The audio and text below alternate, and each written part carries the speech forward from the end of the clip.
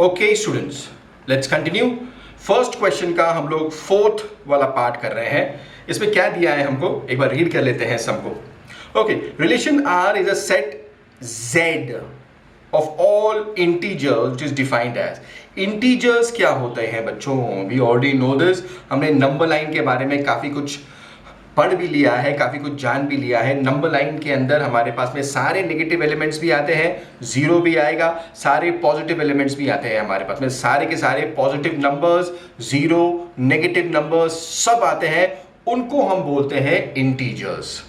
तो अब हमको यहां पर क्या दिया गया, हमको z की बात की गई of all integers which is defined as. दो नंबर्स हमको लेने हैं और दोनों को सब्ट्रैक्ट किया। अगर मान लो हमने कोई भी दो नंबर्स हमने ले लिए, दोनों को सब्ट्रैक्ट किया तो भी एक इंटीजर आना चाहिए। हमको ये चेक करना है यहां पर कि क्या ये रिलेशन रिफ्लेक्सिव, सिमेट्रिक या ट्रांजिटिव होगा। ओके, लेट्स हमेशा की तरह हम लोग क्या करेंगे, सबसे पहले डेफिनेशंस लिख लेते हैं बच्चों। अपने ओन वर्ड्स में हम लोग लिखेंगे this relation will be reflexive only if, अगर हमारे पास में a b ये सारे and all other elements exist। अभी चेक कर लेते हैं। अगर मान लो हमने कोई एक एग्जाम्पल ले लिया, अगर मान लो मैंने एग्जाम्पल ले लिया फॉर x इक्वल टू 1, ये एक डेफिनेटली एक इंटीजर है। अगर मान लो हमने y का वैल्यू ले लिया as, just for the sake of understanding, इसको भी 1 रखते हैं, ये भी एक इंटीजर है। Therefore, जो हमारा कंडीशन है वो सेटिस्फाई होगा क्या? चेक कर लेते हैं। x minus Y, 1 minus 1 which is also 0, ये भी एक इंटीजर है बच्चों। तो यहां पर ये कंडीशन सेटिस्फाई हो जाता कि अगर मान लो मैंने कोई सा भी नंबर ले लिया, नॉट इंपॉर्टेंट, हम लोग सिर्फ 1 कंसिडर करेंगे। मान लो अगर हमने यहां पे 2 ले लिया, यहां पर 1 ही रखा, तो 2 minus 1 is going to give me 1। दो नंबर्स को अगर मैं सब्ट्रैक्ट कर रहा हूं, दो होल नंबर्स को अगर मैं सब्ट्रैक्ट कर रहा हूं, मैं नेगेटिव भी ले लूं यहां पर, -1 -1, अगर मैं इनको सब्ट्रैक्ट कर रहा हूं, -1 प्लस और माइनस, यहां पर हमारे पास में ये +1 बन जाएगा, -1 + 1 0 मिल जाएगा हमको। मैं कोई भी दो नंबर्स लूं, मुझे इंटीजर ही मिलने वाला है। तो ये सारे कंडीशन सेटिस्फाई हो रहे हैं मेरे पास में। अगर मैंने 1 कंसिडर कर लिया, जो हमारे लिए इंपॉर्टेंट था, जो हमारे एक कंडीशन होता था यहां पर, तो a b अवेलेबल डेफिनेटली होने वाले हैं। तो यहां पे क्या होएगा, सिंस हम लोग ऐसा लिख सकते हैं कि x belongs to r, therefore this relation is reflexive।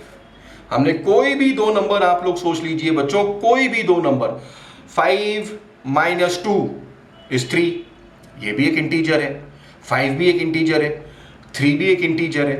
अगर मैं नेगेटिव इंटीजर को कंसीडर करूं, मान लो अगर हमने ऐसा ले लिया होता 5 माइनस, फिर ब्रैकेट में आएगा -3, माइनस इंटू माइनस हमको प्लस मिल जाएगा, 5 + 3 is going to give me 8, फिर भी इंटीजर्स ही हैं। सारे नंबर्स हमको इंटीजर्स मिल रहे हैं हमारे पास में। ये कंडीशन जो है a b और सारे अदर एलिमेंट जो है ये एग्जिस्ट करेंगे, definitely this relation will B reflexive.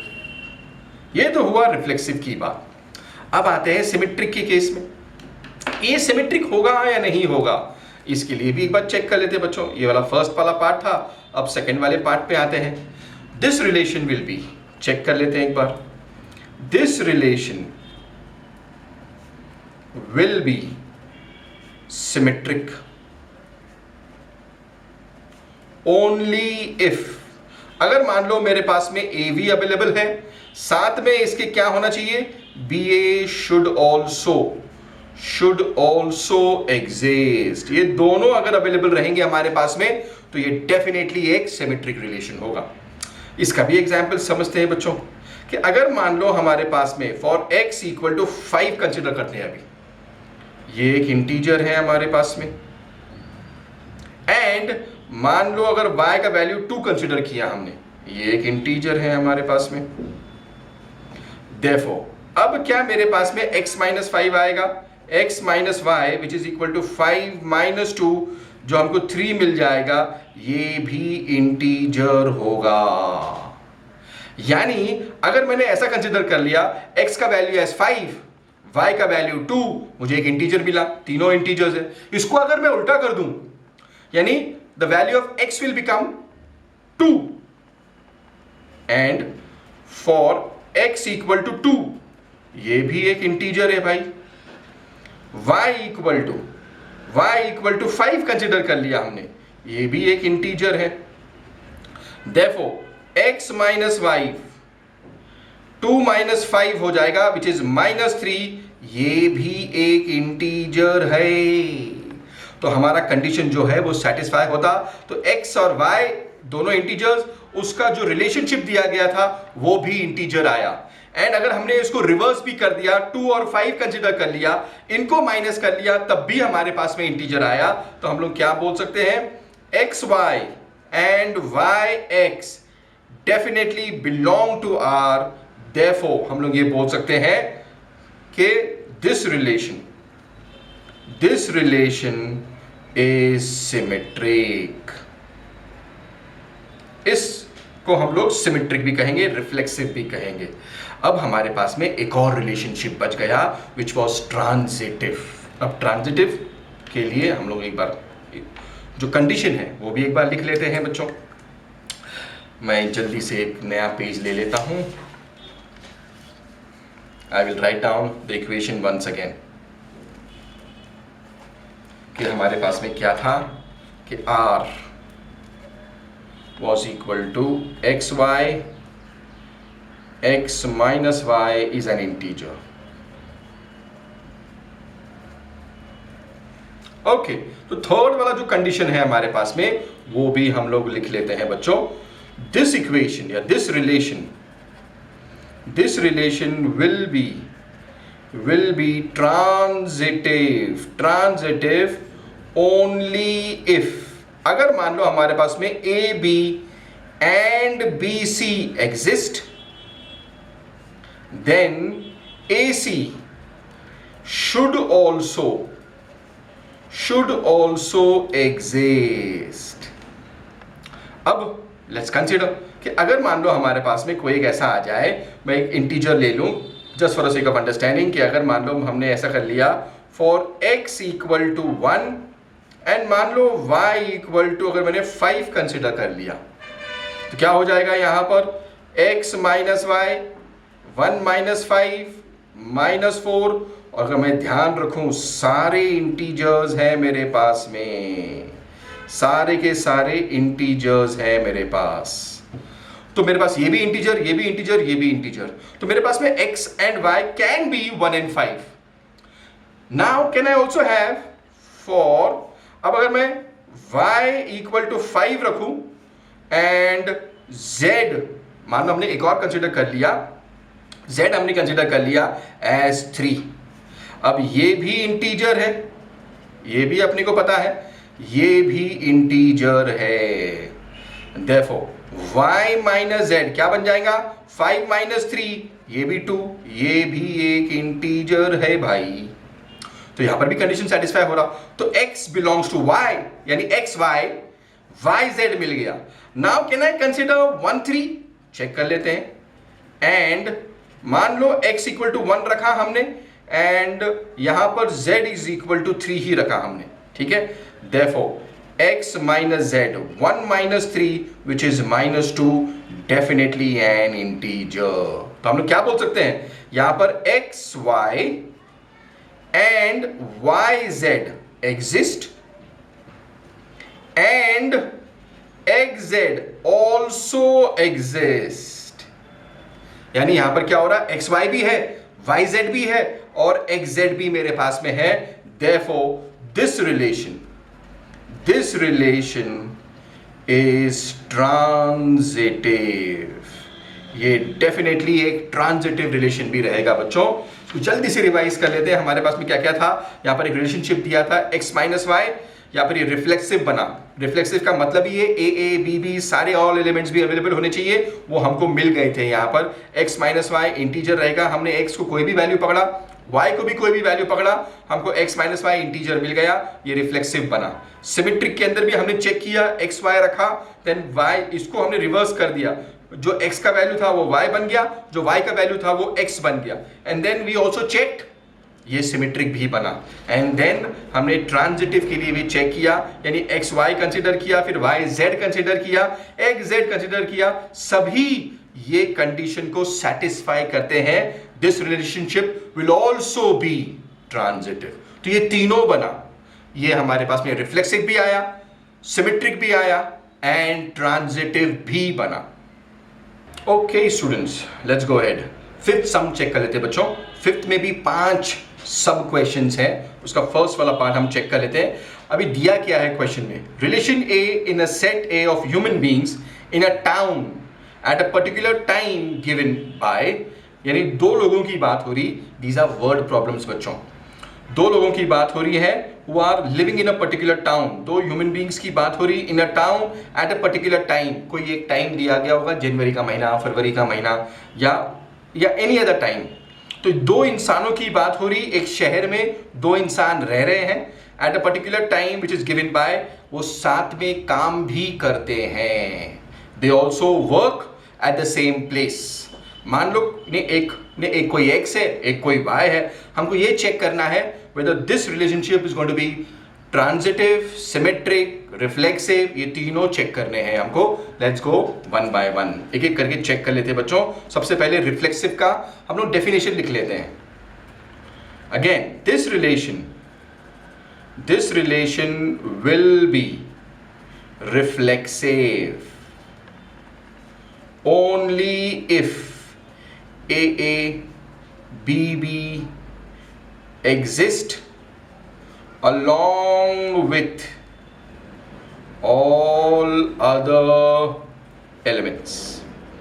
Okay, अभी ये चेक करें बच्चे, ये वर्ड प्रॉब्लम्स है, थोड़ा सा ट्रिकी होता है, हमको दिमाग लगाना पड़ेगा कि दो लोगों की बात हो रही, क्या वो दोनों लोग इकट्ठे एक साथ में काम कर सकते हैं क्या, और ये रिलेशनशिप एक्सेप्ट होगा कि नहीं होगा, ये चेक कर लेते हैं हम लोग।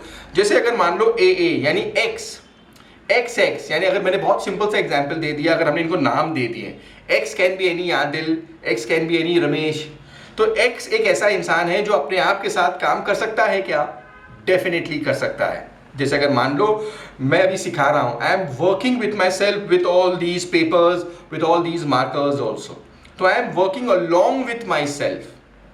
तो अगर मैंने ये चेक किया कि अगर मैं अपने आप के साथ काम कर सकता हूं क्या, तो डेफिनेटली मैं काम कर सकता हूं। जैसे आप लोग भी सेल्फ स्टडी करते हो, you are actually working with your own self, तो वो रिलेशन डेफिनेटली हमारे पास में रिफ्लेक्सिव बनने वाला है। जैसे अगर मैं ऐसा लिख दूं straight away, x belongs to r, यहां पर x बिलोंग्स टू r होगा, therefore this relation is definitely reflexive, definitely reflexive, ये reflexive होगा ही होगा, since x can work with himself at a place, तो ये रिफ्लेक्सिव डेफिनेटली होने वाला है। क्या ये सिमेट्रिक होगा, ये भी समझ जाते बच्चों, क्या ये सिमेट्रिक होगा। पहला डेफिनेशन लिख लेते हैं, this relation will be symmetric only if AB, BC exist। जैसे अगर मान लो दो लोग काम कर रहे हैं, यानी X और Y, ये दोनों मिलके काम कर रहे हैं, तो we can also say X is in relationship with Y, X और Y साथ में काम कर रहे हैं। मैं इसका उल्टा भी बोल सकता हूं, Y is also working with X, तो दोनों मिलके काम कर रहे हैं। I can have a relationship between X, Y as well as Y, X, तो दोनों मिलके काम कर सकते हैं। यहां पर हम लोग क्या बोल सकते हैं, since X, Y and yx both belong to R, this relation is symmetric. तो ये हमने प्रूव कर लिया वर्ड प्रॉब्लम के जैसे कि X Y Y Z definitely belong to R. इसको लिख भी लेते हैं बच्चों. Since X can work with y and y can also work with x at the same place. तो ये हमको समझ में आ गया कि अब दो लोग एक दूसरे के साथ में काम कर सकते हैं. I can say x is associated with y, similarly y is also associated with x. तो हमारे लिए ये रिलेशन सिमेट्रिक बन गया. अब आखिरी वाला भी चेक कर लेते हैं बच्चों कि वह अगर मान लो हमारे पास में ये ट्रांजिटिव होगा या नहीं होगा, ये भी चेक कर लेते हैं. सबसे पहले इसका डेफिनेशन लिख लेते हैं बच्चों. This relation to be transitive. अगर ये ट्रांजिटिव रिलेशन होगा बच्चों तो इसके लिए क्या कंडीशन है? AB and BC. If AB and BC exist, then AC should also exist. अब ये पॉसिबल है क्या यहां पर? ये भी चेक कर लेते बच्चों. जैसे मान लो X नाम का कोई बंदा है, वो काम कर रहा है Y नाम के बंदे के साथ में एक ही जगह पर. अब ऐसा भी तो हो सकता है कि Y एंड कोई और तीसरा वाला बंदा जो रहेगा वो भी एक ही जगह पे काम करता होगा. एक ऑफिस में बोल लो, एक इंडस्ट्री में बोल लो, कहीं ना कहीं ये तीन लोग इकट्ठे मिलके काम कर सकते हैं. यानी X will be related to Y, Y can also be related to Z. Hence we can also say X is also related to Z. Therefore यहां पे क्या आने वाला, हम लोग ऐसा भी लिख सकते हैं XY एंड YZ. ये तो है ही. Also XZ belong to R. Therefore this relation is transitive. ये ट्रांजिटिव रिलेशन होने वाला है. यानी XY YZ एंड XZ ये सब R को बिलोंग करते हैं. हम लोग ऐसा लिख सकते हैं, since X can work with Y. हम लोग ऐसा भी बोल सकते हैं, Y can work with Z. Therefore X can also work with Z at the same place. तो बच्चों ये रिलेशन जो था ये तीनों के लिए खरा उतरा. ये हमारे पास में रिफ्लेक्सिव भी बना, ये हमारे पास में सिमेट्रिक भी बना, ये हमारे पास में ट्रांजिटिव भी बना. गोइंग अहेड, सेकेंड पार्ट इसका चेक कर लेते हैं बच्चों. सेकेंड पार्ट में हमको क्या दिया है? फिफ्थ सम का सेकेंड पार्ट क्या बोलता है कि यहां पर x और y की बात की गई. x and y live in the same locality. This some is exactly the same जो हमने इसके पहले वाला सम किया था. जो a वाला पार्ट था उसका एग्जैक्ट रेप्लिका है. वहां पर दो लोग साथ में काम कर रहे थे, यहां पे दो लोग साथ में रह रहे हैं. यानी एक ही एरिया में दो दोस्त रह सकते हैं. यानी x can remain with himself, तो xx भी अवेलेबल हो जाएगा, y भी अवेलेबल रहेगा. This relation will become transitive. Symmetric भी हो जाएगा बच्चे ये, यानी XY YZ सिमेट्रिक भी हो जाएगा. And these two people can also live with some other person also. यानी XY YZ और XZ भी बन जाएगा. ये सेम सम है बच्चों. सिर्फ क्या किया गया है, सिर्फ थोड़ा सा हमको यहाँ पे शब्दों का खेल खेला गया है. यहाँ पे सेम लोकेलिटी की बात की गई, वहां पर हमारे पास में सेम प्लेस पे काम करने वाले दो लोग थे ऐसे. Okay, let's simplify this quickly. यानी यहां पर हमारे पास में फर्स्ट पार्ट पे हम लोग क्या लिखेंगे? This relation will B reflexive only if AA BB exist along with all other elements. Since xx belong to R, therefore this relation is reflexive. ये relation reflexive बन जाएगा बच्चों, because we can say xx belongs to R. X can stay in the same place, in the same locality with himself. तो हमारे पास में क्या बन गया? This becomes a reflexive relation. ऐसा ही बच्चों we can also say ये सिमेट्रिक भी बन जाएगा. फटाफट लिख लेते बच्चों. This relation will be symmetric only if AB and BA exist. और यहां पर क्या बोल सकते हैं हम लोग? Since XY and YX, इसका नहीं, इसी का उल्टा, XY YX belong to R, therefore this relation is symmetric. Okay, हम लोग ऐसा भी लिख सकते हैं, since X can stay with Y and Y can also stay with X in the same locality. तो हमको ये समझ में आ गया, हमको ये समझ में आ गया कि ये सिमेट्रिक भी है, यानी XY, इसी को उल्टा भी बोल सकते हैं हम लोग YX. अब तीसरा वाला समझ जाते हैं बच्चों. तीसरा वाला भी हमने डिस्कस तो कर ही लिया है, सिर्फ इसको लिख लेते हैं. यानी this relation will be transitive only if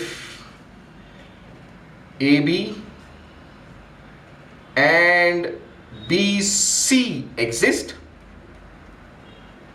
then AC should also exist. इसका मतलब क्या? हम लोग ऐसा भी बोल सकते हैं, since XY, YZ and XZ ये तीनों एग्जिस्ट करते, belong to R, therefore this relation is transitive. ये ट्रांजिटिव रिलेशन है बच्चों. Since X can stay with Y, also Y can stay with Z, and we can say that X stays with Z in the same locality. Therefore ये relation क्या बना? ये relation बन गया transitive भी बना, सिमेट्रिक भी बना, रिफ्लेक्सिव भी ये रिलेशन बन गया. Thank you so much students for studying.